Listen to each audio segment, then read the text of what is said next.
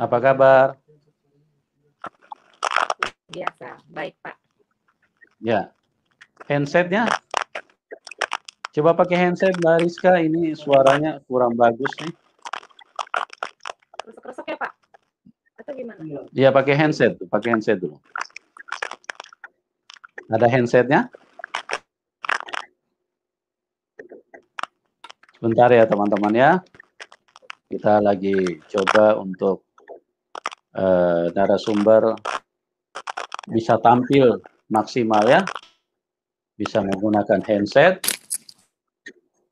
Ya, agak Halo. tayangan ini Iya. menjadi Sudah terdengar jelas ya Pak? Oke, baik. Suara saya dengar ya, Mbak Rizka? Iya Pak, jelas Pak. Oke, terima kasih ya Mbak Rizka sudah hadir ya. Gimana kabarnya Iya, Mbak Pak. Rizka? Luar biasa, baik Pak. Puji Tuhan. Haleluya. Ya, agak dekat sedikit ininya mic-nya supaya suaranya lebih jelas, lebih mantap. Mic-nya. Iya. Ya. Sudah ya Pak? Iya. Oke. Ini lebih mantap ini. Bagaimana kabarnya, Mbak Rizka? Luar biasa Pak. Puji Tuhan. Haleluya. Iya, tentu karena Tuhan Yesus ya. Iya, betul Pak. Ya. Haleluya, puji Tuhan. Terima kasih ya Mbak Rizka sudah hadir di tengah-tengah kita, dan pada malam hari ini teman-teman akan mendengarkan perjalanan iman Bariska, bagaimana sampai bisa berjumpa dengan Tuhan Yesus, apa saja yang dialami, itu bisa diceritakan kepada kita semua supaya itu menjadi berkat ya. Dari latar belakang dulu, tentunya kan dulu kan di Muslim ya. Jadi bagaimana pendidikan-pendidikan di Muslim dialami, bisa diceritakan secara lengkap, dari keluarga seperti apa, dari ustadz seperti apa, mungkin dari pesantren seperti apa, atau dari hal-hal seperti itulah. Diceritakan secara lengkap, secara jelas, secara benar. Ya. Iya. Jangan Pak. Artinya ada yang ditambah atau ada yang dikurangi, tapi ceritakan secara lengkap ya. Karena biasanya sangat berbeda ya kalau dari yang ngaku-ngaku mualaf dari Kristen katanya mendapat hidayah masuk Islam. Nah, biasanya kesaksian keterangan-keterangan mereka dari ujung satu ke ujung yang berikutnya itu muter-muter, tidak ada yang sejalan ya. Semua itu adalah kebohongan ya. Nah, kita berbeda dengan kekristenan, itu berbeda karena kita menceritakan Tuhan. Pengalaman kita dengan Tuhan, berjumpa dengan Tuhan yang benar. Nah, inilah yang menjadikan kita berbeda ya teman-teman ya. Supaya jelas kita hadir menceritakan pengalaman kita dengan Tuhan. Oke Mbak Rizka, saya tidak akan berpanjang lagi. Silakan Mbak Rizka ceritakan sendiri. Mulai dari latar belakang, terus bla bla bla bla bla selanjutnya. Silakan Mbak Rizka. Iya, baik. Shalom, selamat malam buat semua. Saya seperti yang tadi sudah diperkenalkan, saya Rizka. Saya berasal dari suku Jawa. Kemudian seperti yang tadi juga sudah dibilang, saya berlatar belakang agama Islam. Jadi awalnya itu orang tua saya, papa saya itu berasal dari Kristen, kemudian mama saya itu Islam. Tetapi sejak mereka menikah, papa saya itu ikut dengan mama saya menjadi penganut agama Islam. Sejak kecil saya mendapat pendidikan Muslim yang radikal, karena memang mama saya pada waktu itu sedang diajar untuk menjadi laskar jihad. Menurut pengakuan mama saya waktu itu, saya bertanya, memang mama saya sedang mengikuti aliran agama yang terlarang begitu. Nah, jadi itu karena memang latar belakang beliau mama saya ini memang dia ingin untuk mencapai surga, ingin masuk ke surga gitu. Dia takut dengan kematian. Jadi dia memang benar-benar mencari gitu mana Tuhan yang benar. Nah, akhirnya masuklah di aliran agama tersebut yang meyakinkan bahwa hal-hal demikian dilakukan untuk mendapatkan surga. Jadi sejak saya kecil, sejak saya umur 3 tahun, itu saya sudah dididik untuk bagaimana mengamalkan muslim yang taat, demikian ya. Jadi saya dari umur 3 tahun itu saya sudah bisa mengaji, saya sudah ikut sudah ikut ngaji-ngaji gitu setiap sore saya ikut ngaji. Kemudian kalau misalnya ada puasa, bulan puasa itu saya mengikuti pesantren kilat. Kemudian sejak saya kecil saya sudah diajar berpuasa dan bahkan saya SD itu saya sudah wajib berpuasa gitu. Itu tidak boleh tidak, itu wajib hukumnya. Dan kemudian sholat 5 waktu. Kemudian mama saya juga melarang keras saya untuk bergaul dengan orang-orang Kristen di lingkungan rumah saya pada waktu itu. Bahkan di sekolah, pokoknya dimanapun saya tidak boleh bergaul, berteman dengan orang-orang Kristen. Karena menurut beliau orang-orang Kristen itu kafir. Jadi saya tidak boleh berteman dengan mereka. Nah, kemudian setiap sore juga saya ikut ada kelas mengaji begitu ya, setiap sore jam maghrib gitu sampai Isya itu saya ada kelas mengaji. Dan guru ngaji saya juga mengajarkan demikian gitu. Jadi sampai melarang gitu bahwa kamu tidak boleh bergaul dengan orang-orang Kristen, kamu tidak boleh berteman dengan orang-orang Kristen karena mereka itu kafir begitu. Dan itu ajaran-ajaran yang demikian itu memang sudah ada gitu di sekitar saya sejak kecil gitu. Dan itu memang sudah saya didoktrin demikian gitu sejak kecil. Tetapi anehnya tidak tahu kenapa hati nurani saya itu menolak ajaran-ajaran itu. Karena menurut saya juga di sekolah diajarkan pelajaran PPKN gitu ya, bahwa bagaimana kita itu harus memiliki toleransi antar umat beragama. Jadi saya seringkali sembunyi-sembunyi gitu untuk berteman dengan teman-teman Kristen saya gitu. Jadi kalau di depan mama saya nggak berteman sama mereka. Tapi kalau di belakang mama saya tetap berteman dengan mereka gitu. Nah, dan juga masa kecil saya itu sangat keras ya. Jadi orang tua saya itu mendidik saya dengan keras, baik dalam hal agama maupun hal kehidupan. Jadi saya itu dulu seringkali kalau saya salah sedikit, mama saya itu sering menyiksa saya gitu. Dipukul, dicubit, pokoknya yang menurut saya sih itu kalau untuk perlakuan itu terhadap anak kecil itu menurut saya itu sudah kelewat batas gitu. Dan itu berlaku sampai SMP. Sehingga itu menimbulkan trauma dan kebencian terpendam saya gitu kepada mama saya. Kemudian pada tahun itu latar belakang saya. Kemudian masuk di tahun 2000 ketika saya umur 10 tahun, itu saya masih kelas 5 SD. Mama saya itu kami sedang ada konflik keluarga, kemudian mama saya sholat tahajud. Di dalam sholat tahajudnya dia bertemu sendiri dengan Tuhan Yesus. Kemudian singkat cerita 2 minggu kemudian mama saya mengajak kami untuk pergi ke gereja gitu. Pertamanya mama saya ngobrol dengan papa gitu kan. Bagaimana kalau misalnya kita masuk Kristen begitu. Terus papa saya karena memang latar belakangnya dari Kristen, jadi papa saya yang menjawab, "Ya iya, ayo," gitu. Tetapi waktu itu posisinya karena sudah malam, mereka pikir mungkin saya sudah tidur gitu, tetapi saya mendengar percakapan mereka. Kemudian saya benar-benar waktu itu ketika mendengar mama papa saya berbincang-bincang tentang dengan topik mau berpindah agama, saya di situ langsung respon gitu. Padahal saya waktu itu masih kelas 5 SD, saya benar-benar merespon, menentang bahwa saya bilang jangan. Saya bilang jangan nanti masuk neraka, saya bilang kayak gitu. Kemudian 2 minggu kemudian mama saya coba ajak saya gitu kan, ayolah Rizka kita ke gereja gitu. Saya bilang enggak lah, nggak mau nanti masuk neraka. Saya tetap dengan alasan itu. Tetapi di hari besoknya itu saya ingat itu hari Sabtu. Waktu besoknya itu hari Minggunya itu kan mau ke gereja gitu ya. Saya entah kenapa nggak seperti ada kelembutan gitu di hati saya.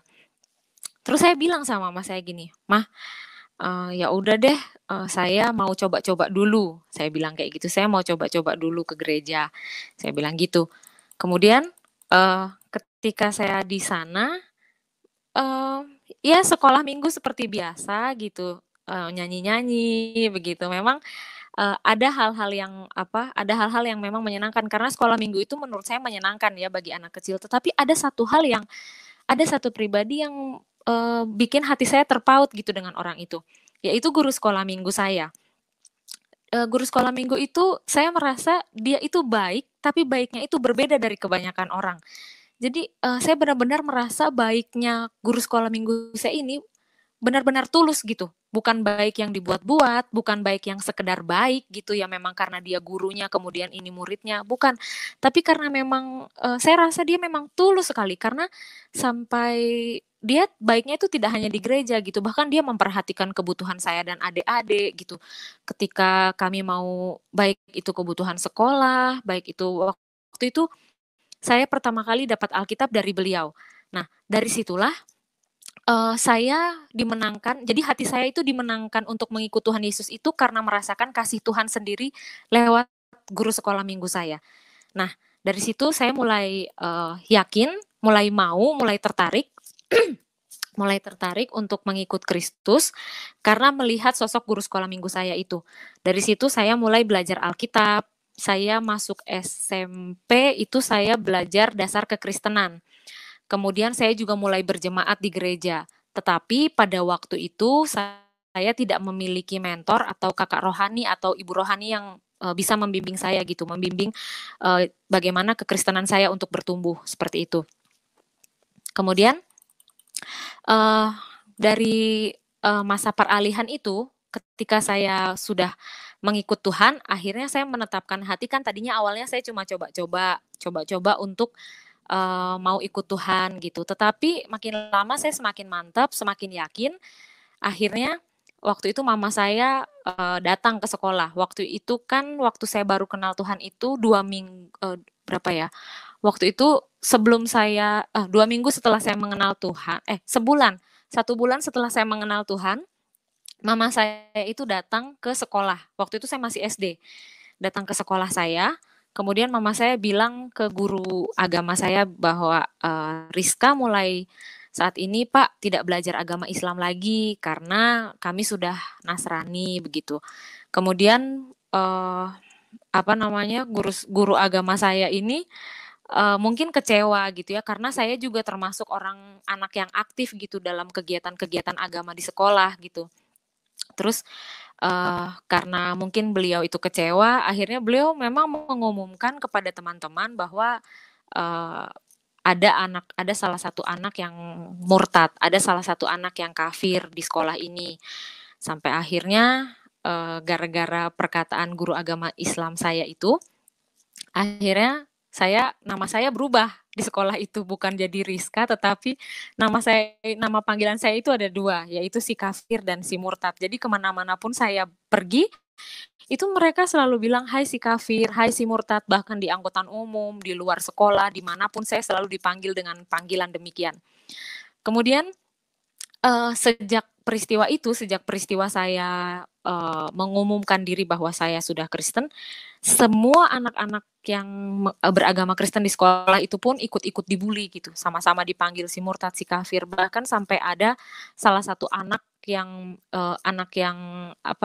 Kristen ini sampai dia udah nggak kuat udahlah saya pengen ikut muslim aja gitu. Tetapi di situ, saya yang baru kenal Tuhan yang tidak bisa ngomong apa-apa dengan ajaibnya gitu, saya hanya berkata dengan dia, "Ayolah, sudah nggak apa-apa, kamu jangan sedih. Mereka itu begitu karena mereka nggak tahu kebenarannya seperti apa. Kita sudah punya surga, kita sudah punya keselamatan." Ya dengan bahasa anak kecil saya hanya berkata demikian gitu. Saya rasa itu adalah penginjilan pertama saya gitu, di tengah-tengah tantangan yang ada gitu, tapi saya masih bisa gitu, eee, menginjil dengan kekuatan dengan anugerah Tuhan. Dan di tengah-tengah ejekan, di tengah-tengah bulian, di tengah-tengah tekanan teman-teman sekolah, itu entah kenapa ya, karena, dibilang saya sudah kenal dengan Tuhan Yesus pun itu belum terlalu kenal, karena saya baru sangat baru. Bahkan teman-teman saya juga mengajak, "Ayolah Rizka, kamu masuk Islam aja lagi kembali." Tapi saya seorang anak kecil yang masih kelas 5 SD itu hanya berkata, saya cuma jawab, enggak, terima kasih ya teman, enggak. Saya hanya bilang kayak gitu. Terus mereka tanya, kenapa? Kenapa kamu enggak mau balik? Ya saya bilang, ya enggak, karena saya tahu saya sudah selamat gitu. Uh, saya hanya jawab gitu karena saya belum tahu, belum mengerti gitu kan, waktu masih kecil belum mengerti bagaimana harus berkata-kata secara teologi yang benar, berkata-kata secara apa yang ada di Alkitab. Saya tidak mengerti, saya hanya memiliki keyakinan itu aja. Dan nggak tahu kenapa, seperti ada kekuatan dan sukacita yang luar biasa dalam hati saya ketika mengikut Kristus. Meskipun di tengah-tengah ejekan, meskipun di tengah-tengah bulian. Karena setahu saya, namanya anak kecil ya, umur 10 tahun, sekuat apa sih gitu kalau misalnya diejek, dibully. Tetapi ketika saya mengingat itu lagi, Tuhan tuh luar biasa banget waktu itu ngasih kekuatan sama saya gitu. Di tengah tantangan, di tengah salib yang harus saya pikul. Tapi saya merasa itu bukan penderitaan, saya merasa bahwa ya udah sukacita-sukacita aja gitu. Dan itu adalah pengalaman yang luar biasa bagi saya. Kemudian setelah tantangan di dalam sekolah, kemudian ada juga tantangan dari orang-orang luar seperti tantangan di sekitar dari orang-orang sekitar komplek gitu, terutama dari perangkat-perangkat desa ya, dari Bapak RT, Pak RW, kemudian Ustadz, Kiai setempat gitu. Karena waktu itu juga mama saya termasuk orang yang aktif dalam kegiatan keagamaan di komplek tersebut. Jadi mama saya termasuk orang yang dikenal gitu di komplek itu.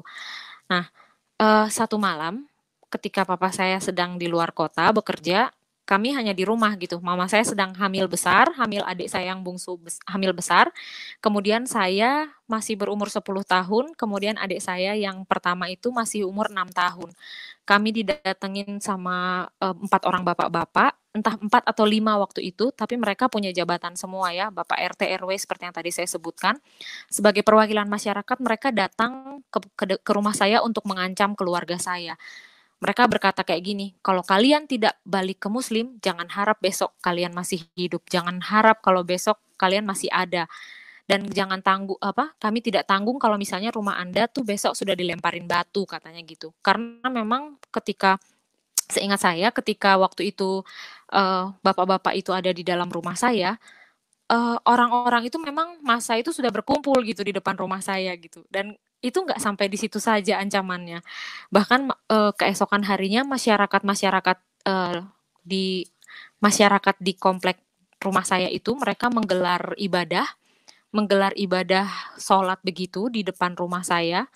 Kemudian mereka mengundang ustadz dan ustadznya itu berceramah dengan sangat hebat. Dia berkata, bunuh saja orang Kristen, bantai saja orang Kristen. Mereka itu ustadz itu berceramah bukan hanya ngomong dengan tanpa alat gitu, bahkan mereka itu pakai speaker gitu. Itu sudah malam, sudah waktunya tidur dan mereka berteriak-teriak seperti demikian. Karena kami sekeluarga kan juga baru mengenal Tuhan, kami juga belum bisa berdoa panjang lebar. Akhirnya kami hanya berkumpul malam itu, saya, mama, dan adik saya itu bertiga, kami hanya berkumpul di kasur itu sembari mau tidur, kami hanya bilang, Tuhan tolong lindungi kami mau tidur. Sudah, kami cuma berdoa begitu dalam nama Yesus, amin. Karena kami sudah tidak tahu lagi mau berdoa bagaimana.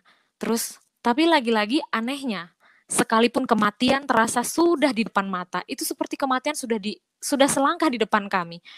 Tapi anehnya saya pribadi itu tidak merasa takut sedikit pun, tidak gentar sedikit pun, tidak ada perasaan untuk mundur dari Tuhan, tidak ada perasaan mau sudahlah tinggalkan Tuhan aja daripada hidup kayak gini.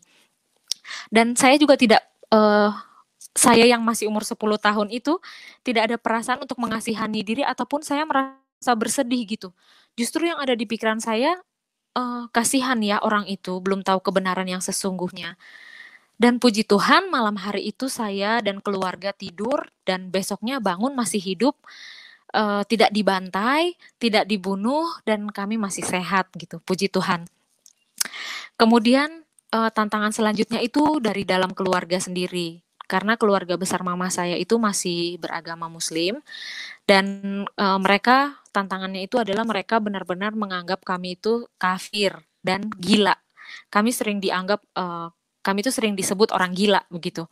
Kemudian kami juga dimusuhi bertahun-tahun karena kami tidak seagama dengan mereka. Kemudian kami juga dikucilkan karena mungkin dari segi agama tidak sama. Kemudian dari segi ekonomi juga kami tidak sebanding dengan mereka. Mereka memiliki harta yang banyak, kami tidak gitu. Dan tapi lagi-lagi dalam perasaan saya, dalam hati saya tidak ada sama sekali perasaan bersedih. Justru waktu itu yang ada ketika saya semakin dibenci, justru saya semakin sering berdoa pada Tuhan. Saya bilang, "Tuhan, saya mau mereka itu benar-benar mengenal Engkau. Saya pengen mereka juga merasakan kedamaian hidup seperti saya merasakan damai yang Tuhan beri." Terus saya juga bilang, semoga mereka itu diberi keselamatan gitu, sama seperti saya ngerasain keselamatan. Saya hanya berdoa gitu dan saya hanya, sedih kalau nanti kalau saya misalnya mati, saya masuk surga, sementara keluarga besar saya mereka belum percaya Tuhan. Saya hanya memiliki perasaan seperti demikian aja. Tapi dengan bahasa-bahasa saya yang waktu itu masih bahasa anak kecil ya. Saya hanya punya perasaan demikian. Kemudian ketika berangsur-angsur itu, bertahun-tahun itu kami hidup dikucilkan ya dari keluarga. Jadi kami hidup sendiri, hanya keluarga kami aja.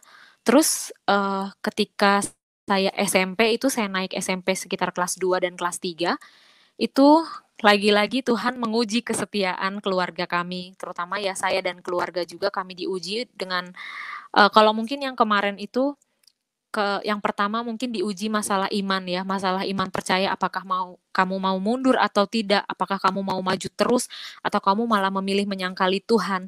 Tetapi kali ini Tuhan menguji saya dan keluarga itu dengan masalah kemiskinan, masalah kemiskinan.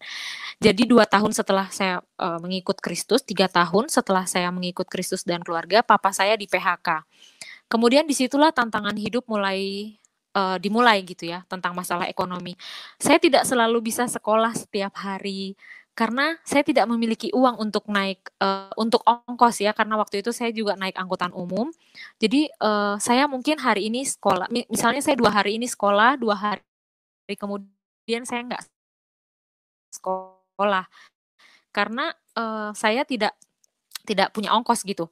Nah, kemudian, itu sampai saking nggak punya uangnya, sampai listrik di rumah itu sampai diputus sama PLN. Sampai kami hanya makan, beras yang dijadikan bubur dengan garam, itu pun mama saya tidak ikut makan, karena lebih mendahulukan kami anak-anak. Tetapi lagi-lagi di tengah-tengah tantangan kemiskinan ini, ujian kemiskinan ini, saya tuh tidak punya perasaan sedih gitu, tidak ada punya perasaan sedih.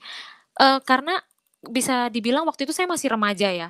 Seperti yang kita tahu bahwa anak-anak remaja itu biasanya masih, jiwanya itu sedang asik-asiknya untuk bermain ke sana kemari, berteman, kemudian, sementara saya gitu ya, saya hanya anak dari keluarga miskin yang hanya mikir besok makan apa, kemudian, sekolah, mau ongkos dari mana gitu. Tetapi, Tuhan itu baik memang ya, Tuhan buka jalan dengan saya juga harus berjualan gorengan ke sekolah demi bantu keuangan keluarga.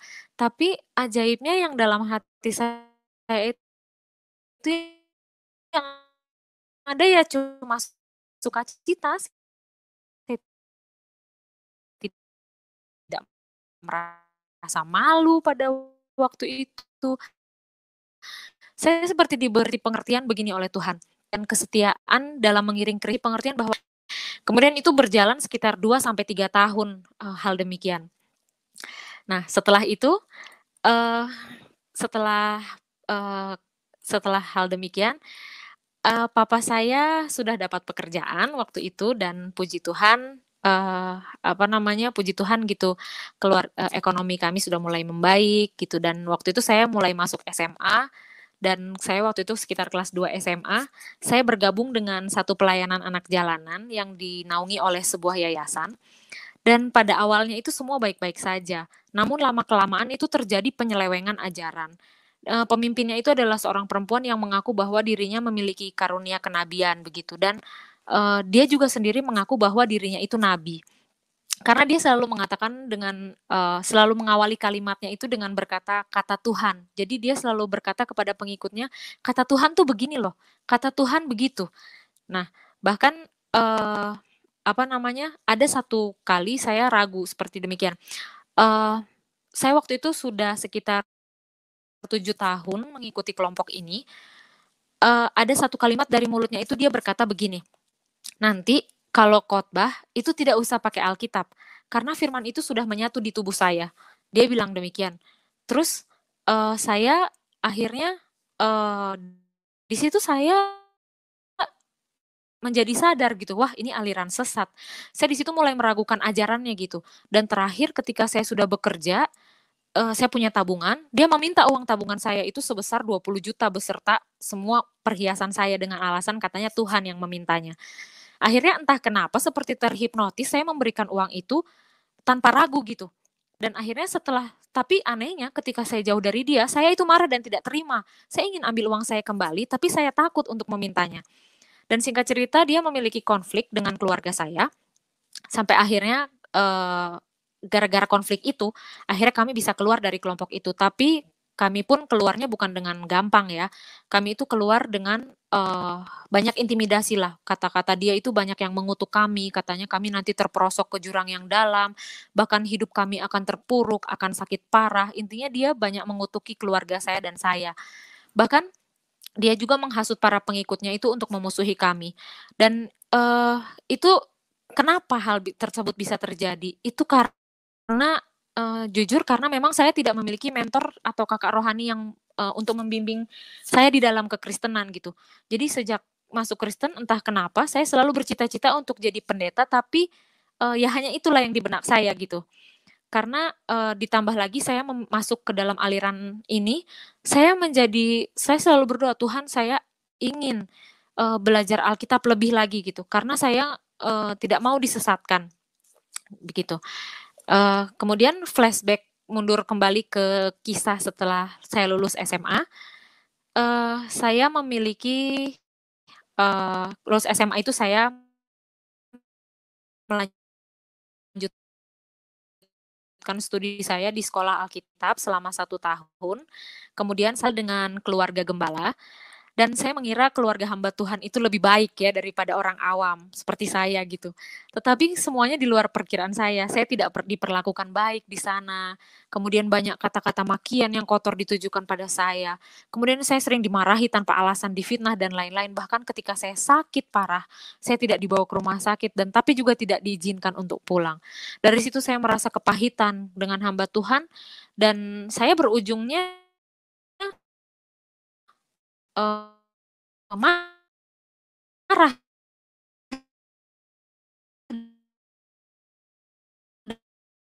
dengan Tuhan. Saya bilang, "Tuhan saya sudah nggak mau lagi." Saya lari dan saya memilih untuk bekerja cari uang. Namun selama pelarian, saya itu, saya mengalami banyak masalah di dalam hidup saya. Ditambah saya juga masih mengikuti kelompok aliran tersebut, aliran sesat yang saya jelaskan tadi. Nah, di saat saya dan keluarga saya masih mengikuti kelompok tersebut, situasi keluarga saya itu benar-benar sedang keadaan yang tidak baik. Bahkan orang tua saya sering bertengkar. Namun, karena kami masuk di dalam kelompok aliran sesat itu, nah, si seorang ibu yang pemimpinnya ini yang tadi dikatakan nabi, dia itu menyarankan kepada orang tua saya, "Sudah, kalian bercerai saja," katanya gitu. Bahkan dia juga memprovokasi saya dan adik-adik untuk membenci papa. Jadi singkat cerita orang tua saya bercerai. Nah, akhirnya kami anak-anak ikut dengan mama, eee, akhirnya 2 tahun pertama saya belum merasakan apa-apa dan tahun berikutnya ketika mama saya menikah lagi dengan laki-laki yang tidak menyayangi kami, akhirnya hubungan saya dan mama itu jadi berantakan dan tidak baik. Selama 1 tahun saya sempat pergi dari rumah, saya minggat, saya ngekos sendiri, saya hidup sendiri. Di situ benar-benar hati saya hancur sehancur-hancurnya. Saya merasa benar-benar ada di titik terendah dalam hidup saya. Saya menangis berbulan-bulan dan saya selalu bertanya sama Tuhan, "Tuhan, Tuhan tuh di mana? Tuhan tuh ada nggak?" Saya bilang kayak gitu. Terus, saya bilang, "Kalau Tuhan ada, kenapa hidup saya hancur?" Saya bilang kayak gitu. "Kenapa keluarga saya hancur Tuhan?" Saya bilang. Kenapa dan kenapa saya selalu bertanya sama Tuhan, "Kenapa Tuhan?" Saya bilang. Tapi, selama saya bertanya kepada Tuhan, tidak pernah ada jawaban dari Tuhan. Bahkan saya tidak pernah merasakan hadirnya Tuhan itu sama sekali. Ketika saya berdoa, saya merasa hampa. Sama sekali tidak merasa bahwa Tuhan itu ada, saya nggak merasa. Dan ini adalah benar-benar tantangan terberat dalam hidup saya ketika saya mengikut Tuhan. Saya merasa sendiri di dunia ini dan saya benar-benar merasa Tuhan itu nggak ada gitu. Tuhan itu nggak ada dalam hidup saya dan Tuhan itu nggak nyata waktu itu saya merasa kayak gitu. Tapi entah kenapa tidak ada perasaan saya untuk mau meninggalkan Tuhan gitu. Saya masih tunggu Tuhan untuk menjawab saya. Sehingga satu kali saya bertemu dengan seorang hamba Tuhan. Beliau berkata bahwa Rizka, mulai sekarang kamu jangan lagi tanya sama Tuhan kenapa ya. Pokoknya kamu harus ganti pertanyaan kamu. Tuhan, apa yang kau mau dari aku sehingga aku mengalami hal demikian? Akhirnya saya praktekkan itu dan puji Tuhan saya mengerti. Rupanya Tuhan mau saya menjadi kesaksian dan menolong orang-orang yang mengalami hidup seperti saya. Dan pelan-pelan hubungan saya dengan mama saya itu dapat pulih kembali. Dan setelah mengikut Tuhan, banyak sekali yang Tuhan kerjakan dalam hidup saya. Mujizat-mujizat Tuhan dalam hidup saya itu sangat banyak. Dari awal saya benar-benar mujizat yang pertama yang saya alami adalah kedamaian hidup yang luar biasa yang belum pernah saya rasakan sebelumnya. Rasa tenang, rasa ayem, rasa ada jaminan dalam hidup saya bahwa saya merasa hidup saya ini tidak perlu khawatir begitu. Entah rasa yang bagaimana saya tidak dapat mendefinisikannya, tetapi rasa damai itu rasa yang tidak pernah saya alami pokoknya sebelumnya. Kemudian pada waktu itu saya pernah sempat sakit TBC, waktu itu saya flek paru gitu. Kemudian itu dokter bilang sih harus 6 bulan rawat jalan ya, berobat demikian. Tapi waktu itu kami di rumah saya berdoa sama mama saya doakan pokoknya kami berdoa dalam nama Yesus penyakit disembuhkan. Dan memang puji Tuhan mujizat kesembuhan terjadi dalam hidup saya. Ketika saya masih berobat sekitar 1 bulan lebih sedikit itu kami baru berobat itu dan itu ketika ronsen itu paru-paru saya itu bersih, tidak ada kotoran, tidak ada flek sama sekali. Itu puji Tuhan dan saya merasakan itu bahwa benar apa yang dikatakan Alkitab gitu. Jadi Tuhan Yesus itu bukan Tuhan yang hanya apa kata Alkitab, bukan. Tapi saya merasakan bahwa Tuhan itu benar-benar nyata gitu loh. Tuhan itu bekerja hidup dalam hidup saya. Bukan hanya kata apa Alkitab, tetapi itu juga saya alami dan saya rasakan itu nyata Tuhan itu memang Allah penyembuh Yesus itu. Kemudian mujizat pemenuhan hidup dari hari ke hari, baik dari uang sekolah, pemenuhan kebutuhan pangan, itu memang Tuhan yang benar-benar mengadakannya secara ajaib gitu. Uang sekolah saya itu benar-benar Tuhan adakan secara ajaib. Ketika saya berdoa, saya hanya berdoa karena memang kami sudah tidak tahu lagi apa yang harus kami perbuat gitu. Papa saya tidak bekerja, mama saya hanya jual gorengan, sementara kami sekolah semua. Kami tidak bisa bayar uang sekolah. Dan ketika kami mau bayar sekolah, saya hanya bilang, "Ma, gimana ini saya harus bayar sekolah besok karena mau ujian." Mama saya hanya bilang, "Ayo kita berdoa. Ayo kita minta uang sama Tuhan." Hanya berkata demikian dan ya saya hanya bilang, "Tuhan, saya minta uang besok mau bayar sekolah." Dan entah kenapanya selalu tiba-tiba di saat saya besok butuh, saat itulah uangnya selalu ada. Entah dari mana saya nggak tahu ada orang yang kasih atau apa, tapi uang itu selalu ada. Dan juga kebutuhan pangan itu juga Tuhan selalu adakan dengan ajaib. Kemudian dilepaskan dari aliran sesat. Itu saya merasakan bahwa itu adalah mujizat yang luar biasa karena sampai hari ini teman-teman saya juga masih terikat di dalam aliran itu gitu dan sulit untuk keluar gitu dan mereka pun disadarkan sulit. Jadi saya benar-benar merasakan mujizat Tuhan yang luar biasa gitu ketika saya dilepaskan dari aliran ini. Ditambah lagi saya dulu belum punya pengetahuan yang mumpuni gitu tentang Alkitab, pengetahuan yang benar gitu. Tetapi Tuhan melepaskan saya dari keterpurukan itu gitu. Dan kemudian saat ini puji Tuhan ketika saya 7 tahun sudah berlari dari panggilan Tuhan, tahun 2017 saya meresponi kembali panggilan Tuhan ketika saya merasa hidup saya gagal, ketika saya merasa kehidupan saya gagal di segala aspek. Saya merasa bahwa ada sesuatu yang salah dalam hidup saya. Akhirnya di situ saya mulai meresponi kembali panggilan Tuhan dan diteguhkan kembali oleh satu dosen saya yang meneguhkan saya kembali untuk meresponi panggilan Tuhan. Kemudian saya berdoa waktu itu, Tuhan, saya mau meresponi kembali panggilan Tuhan, tetapi saya takut, saya bilang. Kalau misalnya saya nanti pergi sekolah, saya bilang ya, saya tidak bekerja mencari uang, siapa yang mau biayai kuliah saya? Siapa nanti jaminan saya? Orang tua saya sudah bercerai, mama saya tidak kerja. Saya tidak mungkin untuk mengandalkan orang tua, saya bilang demikian.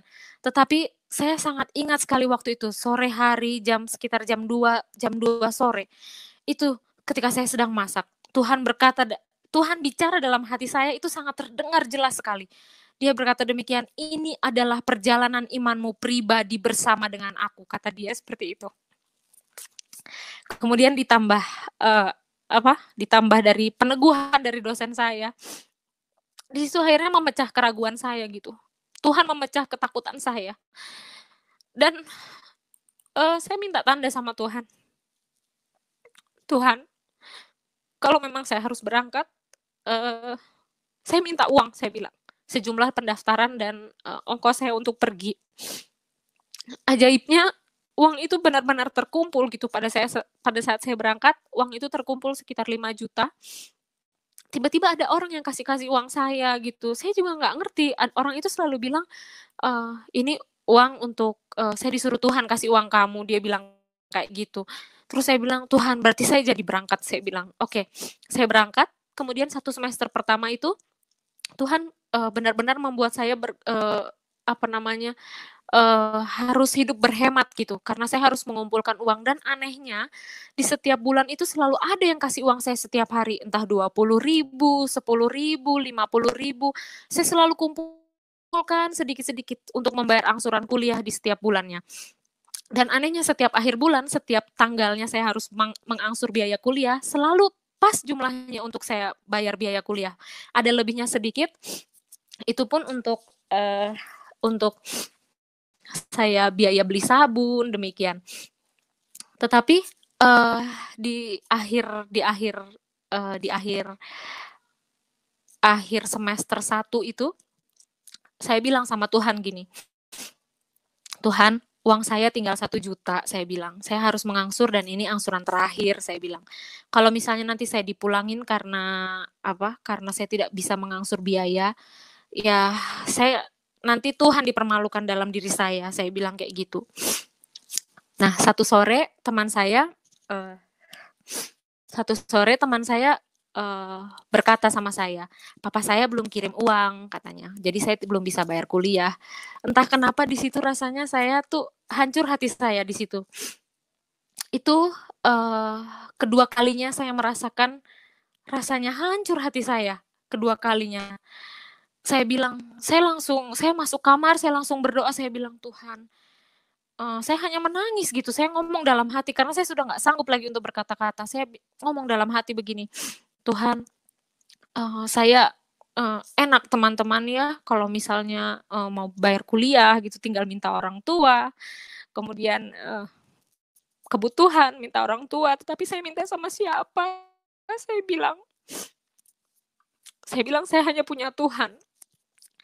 Saya bilang saya hanya bisa bergantung sama Tuhan. Saya nggak punya siapa-siapa lagi yang untuk diandalkan. Sebenarnya kalau misalnya mau mengandalkan orang lain bisa sebetulnya. Tapi nggak tahu kenapa hati saya seperti Tuhan buat untuk saya itu tidak bisa bergantung gitu dengan siapa-siapa selain Tuhan. Tapi lagi-lagi ada suara di hati saya demikian. Bukan jawaban tentang uang, tetapi Tuhan itu hanya berkata begini, nanti kalau kamu pergi pelayanan yang sukacita ya, hanya ada kalimat itu. Kemudian saya seperti biasa saya weekend, saya pergi pelayanan. Ketika saya mau mengeluh gitu, saya ingat lagi, oh iya Tuhan bilang bersukacita. Kemudian saya sukacita di situ. 2 hari kemudian saya diajak oleh dosen saya untuk bertemu satu donatur. Awalnya itu donatur itu tidak menanyakan saya, tapi tiba-tiba donatur itu tanya saya, kamu namanya siapa? Dari mana? Kemudian saya bilang apa adanya, terus akhirnya dia tanya, kalau orang tuamu tidak bekerja, kamu biaya kuliah dari mana? Saya hanya jawab, ya dengan iman Pak, saya bilang gitu. Ya saya mau jawab apa lagi gitu, karena memang ya iman, karena dengan iman saya bisa bayar kuliah itu dengan iman gitu. Terus nggak lama kemudian bapak itu, nggak lama kemudian bapak itu bilang sama saya dengar suara Tuhan katanya, "Saya harus biayai kuliah kamu sampai selesai," katanya. "Sampai selesai dan sampai kamu wisuda, bahkan kamu akan, saya beri juga uang untuk, uang bulanan kamu," katanya, "untuk kebutuhan kamu." Saya di situ menangis, saya bilang, saya sudah nggak sanggup berkata-kata lagi, saya menangis, "Tuhan, cepat sekali jawaban Tuhan," gitu. Dan bahkan janji Tuhan yang awal itu Tuhan bilang, "Inilah perjalanan imanmu pribadi bersama dengan aku," benar-benar Tuhan tunjukkan. Sekarang saya sudah, mau lulus, sudah selesai skripsi dan tinggal menunggu wisuda, dan memang benar, janji Tuhan 4 tahun yang lalu ketika saya sedang masak sore itu di rumah, Tuhan berkata, "Ini perjalanan imanmu pribadi bersama dengan aku." Tuhan buktikan. Sampai detik ini saya tidak pernah kelaparan, sampai detik ini saya tidak berkekurangan, sampai detik ini Tuhan menyatakan penyertaan-Nya, sampai detik ini juga Tuhan menyatakan, benar-benar menyatakan apa yang, kerinduan hati saya Tuhan nyatakan, bahkan hubungan keluarga saya juga dipulihkan, adik-adik saya juga semuanya mulai dipulihkan kembali, semuanya yang keadaan keluarga yang sudah hancur berantakan, kacau balau itu, Tuhan benar-benar pulihkan, Tuhan benar-benar, buktikan gitu, Dia benar-benar membuktikan bahwa, eee, iya, imanmu pribadi bersama dengan aku. Jadi sampai hari ini saya tahu bahwa Tuhan Yesus yang saya sembah itu adalah Tuhan yang hidup, bukan Tuhan yang mati.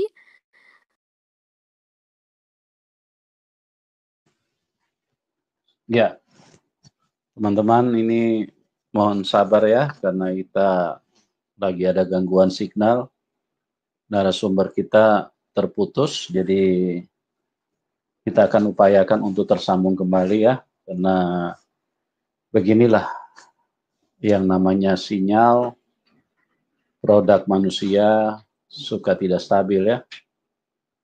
Oke, kita coba sambungkan kembali. Ya, shalom Pak. Maaf tadi terputus. Ya, Ya, mungkin itu silakan. memang sudah di akhir kesaksian Lanjutin. saya ya. Jadi di akhir Ya, kata memang di akhir kata, eee, Tuhan yang saya sembah itu adalah benar-benar Tuhan yang hidup. Tuhan yang menyatakan dirinya dan memang janjinya itu bukan Allah yang ingkar janji. Allah Yesus yang dikatakan di Alkitab itu benar-benar Yesus yang saya sembah. Jadi, saya juga, mengajak, pemirsa dan teman-teman yang sudah mengikut Tuhan, mari benar-benar buktikan gitu, kalau memang Tuhan Yesus yang kita sembah itu bukan hanya Tuhan yang apa yang dikatakan Alkitab saja. Tuhan Yesus itu bukan hanya sekedar, eee, ya, oh iya katanya Tuhan itu penyembuh, oh iya katanya Tuhan Yesus itu kuasanya sanggup untuk mengusir setan. Buktikan, benar nggak nama Yesus itu mengusir setan? Benar nggak nama Yesus itu menyembuhkan? Benar nggak nama Yesus itu memberkati? Jadi mari saya ajak semua saudara-saudara, teman-teman, buktikan sendiri. Jangan hanya apa kata orang. Dulu saya hanya berkata bahwa, "Oh iya, apa kata mama saya?" Dulu saya hanya demikian.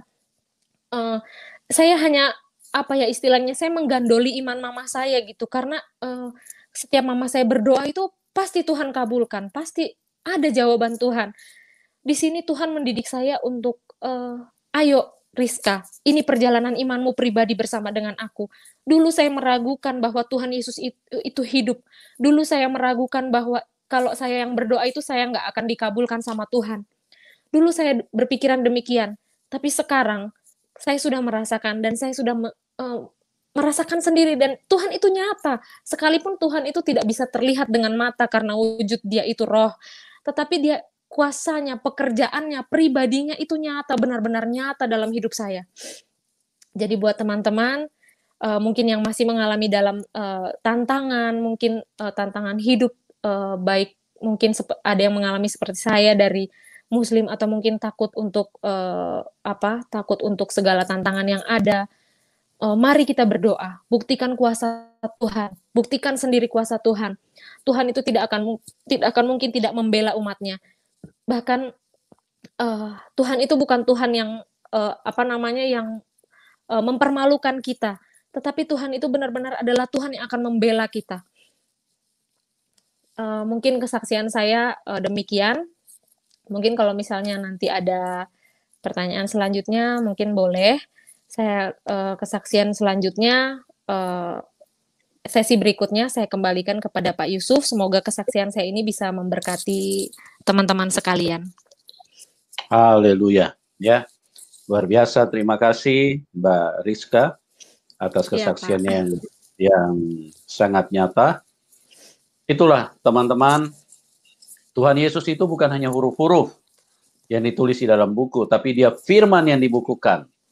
Makanya tadi Mbak Rizka juga mengatakan, ayo kita buktikan. Ya, bagaimana yang ditulis Alkitab bahwa Tuhan Yesus itu penyembuh? Ayo buktikan.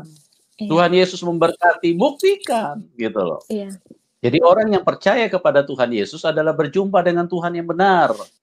Bukan hanya sekedar beriman kepada satu agama. Tidak penting itu, tidak dibutuhkan itu. Karena beriman kepada satu agama, itu hanya, kalau agama itu hanya peraturan. Hanya syariat.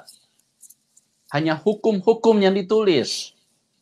Tetapi Tuhan, kita perlu berjumpa dengan Tuhan, mengalami Tuhan. Bersentuhan dengan Tuhan.